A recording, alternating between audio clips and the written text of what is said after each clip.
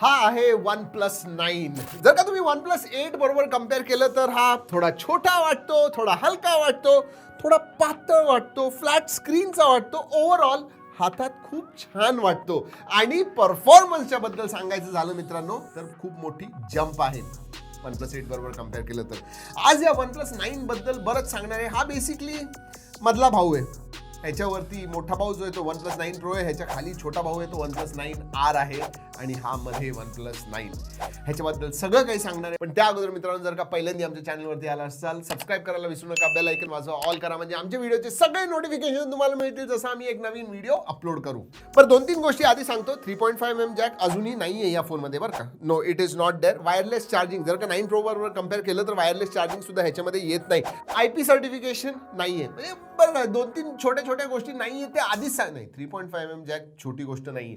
3.5mm jack असायला पाहिजे होता, IP सर्टिफिकेशन सुद्धा असायला पाहिजे होतं, पण हे ह्याच्यात तुम्हाला मिळत नाही. पण मग काय काय मिळतं तुम्हाला? मिळतो Qualcomm Snapdragon 888 प्रोसेसर, अगदी फ्लॅगशिप लेवलचा. म्हणजे आत्ताच्या घडीला 888 पेक्षा फास्टर प्रोसेसर कुठलाच नाहीये. म्हणजे आहे तो खरंच चांगला आहे. आणि तेवढंच नाही मित्रांनो, स्टोरेज टाईप, रॅम टाईप जरी तुम्ही बघितलं तर UFS 3.1 मिळतं, LPDDR5 रॅम मिळते. म्हणजे परफॉर्मन्सच्या बाबतीत खतरनाक, ॲब्सोल्युटली खतरनाक. 2 व्हेरियंट येतात मित्रांनो ह्याच्यामध्ये, 8/128 आणि 12/256. हो, आणि मोठ्या प्रोमध्ये सुद्धा तसेच व्हेरियंट येतात, पण ह्याच्यामध्ये बेस व्हेरियंट जो आहे 8/128 आहे. लक्षात ठेवा, अजून एक गोष्ट मी नाही हे सांगायचं विसरलो, ह्याच्यामध्ये एक्सपॅन्डेबल स्टोरेज म्हणजे SD कार्डसाठी नाही आहे slot, dual nano SIM card slot आहे. आणि इंटरेस्टिंगली मित्रांनो, दिसायला आणि हातात सुद्धा घ्यायला छोटा वाटतो हा, पण जर का आधीच्या फोन बद्दल बरोबर कंपेअर केलं OnePlus 8 बरोबर तर ह्याची बॅटरी स्लाइटली मोठी आहे. 4500 mAh बॅटरी येते आणि 65 वॉटचं फास्ट चार्जिंग. क्या चाहिए और? म्हणजे लिटरली 0 to 100% 29 मिनिटं, बस संपला विषय एंड. स्क्रीन बद्दल सांगायचं झालं, वाह क्या कहने.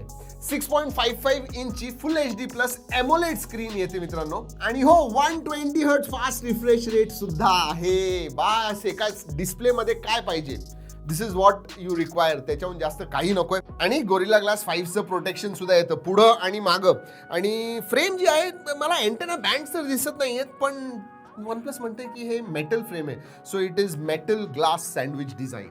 आणि डिस्प्लेवरनं आपण मल्टीमीडियाकडे येऊया, कारण की डिस्प्ले मी सांगितलं तुम्हाला अतिशय सुंदर आहे. आणि बेझल्स वगैरे एवढे पातळ आहेत, म्हणजे तुम्ही जर का बघितलं, बघा साईडचे आणि वरचे बेझल्स एकदम पातळ, खालची चिन एकदम छोटी, म्हणजे स्क्रीन टू बॉडी रेशिओ जवळजवळ पूर्णच वाटतो. बघा ना, आय लव्ह द डिस्प्ले. आणि त्यामुळे मल्टीमीडिया एक्सपिरियन्स तुमचा खूप छान असणार आहे. व्हिडिओ व्ह्यू जेव्हा तुम्ही बघताय व्हिडिओ तुम्हाला खूप आवडणार आहे.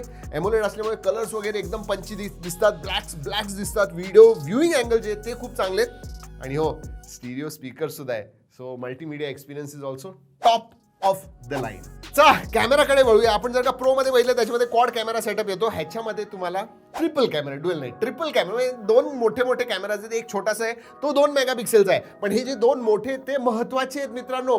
प्रायमरी जो सेन्सर आहे तो 48 मेगापिक्सेलचा आहे आणि अल्ट्रा वाईड जो आहे तो 50 मेगापिक्सेलचा आहे. आणि मी तुम्हाला काही फोटो स्क्रीनवरती दाखवतोय. There is a large improvement. म्हणजे इतकी जास्त इम्प्रूव्हमेंट आता झालेली आहे कॅमेरामध्ये. जनरली जर का मागचे तुम्ही OnePlusचे फोन्स बघितले फ्लॅगशिप लेवलचे, तर त्यांचा कॅमेरा थोडा कमी पडायचा. बाकी सगळ्या गोष्टी चांगल्या असायच्या, पण कॅमेरा थोडा कमी पडायचा. Not with this one. Hasselblad बरोबर जी त्यांनी पार्टनरशिप केलेली आहे त्याची फळं दिसत आहेत स्क्रीनवरती. बघा फोटो व्हिडिओ वगैरे खरंच छान येतात. आणि पुढं सुद्धा मित्रांनो 16 मेगापिक्सेलचा आहे. आणि हॅसलब्लॅड बरोबर जी त्यांनी पार्टनरशिप केलेली आहे ती बेसिकली सॉफ्टवेअरसाठी आहे. सॉफ्टवेअर ट्युनिंगमध्ये जास्त हॅसलब्लॅडचा हात असणार आहे, पण पुढच्या 3 वर्षात ते हार्डवेअरमध्ये सुद्धा कॉन्ट्रीब्युशन करणार आहेत. तर बघूया पुढचे जे OnePlusचे फोन्स येणार आहेत ते अजूनही चांगले असणार आहे असं म्हटलं जातं. Let's wait and watch. आणि बाकी सगळे जे फीचर्स पाहिजेत ते मित्रांनो सगळ्यात, म्हणजे सार व्हॅल्यू वगैरे चांगली आहे, काही प्रॉब्लेम नाही, म्हणजे विदिन लिमिट्स वगैरे आहे. नोटिफिकेशन लाईट नाही आहे, पण नोटिफिकेशन लाईटच्या जागी इथं एक छोटंसं तुम्हाला नोटिफिकेशन छोटंसं LED दिसतो. ते कशासाठी आहे? बेसिकली जेव्हा तुमचं मायक्रोफोन किंवा कॅमेरा ऑन असेल ते तुम्हाला सांगतं. आणि ते कलर डिफरन्स सुद्धा, म्हणजे येलो म्हणजे मायक्रोफोन चालू आहे, ग्रीन म्हणजे कॅमेरा चालू आहे, ह्या सगळ्या गोष्टी आहेत. तर ते छान दिसतं, नाईस टच. आणि फायनली OS बद्दल सांगायचं झालं तर Android 11 येतं, त्याच्यावरती Oxygen OS 11 येतं. आणि Oxygen OS तसंही पहिल्यापासून चांगलं आहे. हो, गेल्या 6-8 महिन्यात जास्त काही डेव्हलपमेंट झालेली नाही, जास्त काही अपडेट्स आलेले नाही आहेत, पण ओएसच्या बाबतीत सुद्धा thumbs up. One of the reasons OnePlus वरती आलेलं आहे इतकं is because of that Oxygen UI and it is good. तर मित्रांनो, हाच होता OnePlus 9. तुम्हाला जसं सांगितलं की प्रोपेक्षा कंपॅरिझनमध्ये एक कॅमेरा कमी आहे and I really don't mind it. Main जे 2 मोठे सेन्सर आहेत जे प्रोमध्ये आहेत ते ह्यांच्यामध्ये आहेत. तर कॅमेऱ्याच्या बाबतीत OnePlus 9 खरंच चांगला आहे. आणि जर का प्राइस डिफरन्स बघितलं तर तुम्ही म्हणजे अगदी जास्त जर का गरज नसेल तर प्रोची गरज नाही. OnePlus 9 तुम्ही बघू शकता. दुसरी गोष्ट म्हणजे डिस्प्ले, ह्याचा डिस्प्ले, मल्टीमीडिया एक्सपिरियन्स आणि परफॉर्मन्स हे सगळं बघितलं OnePlus 9 becomes a compelling product. मला आवडलेलं आहे. तुम्हाला जर का OnePlus 9 बद्दल काही प्रश्न असतील नक्की विचारा मला कमेंट सेक्शनमध्ये.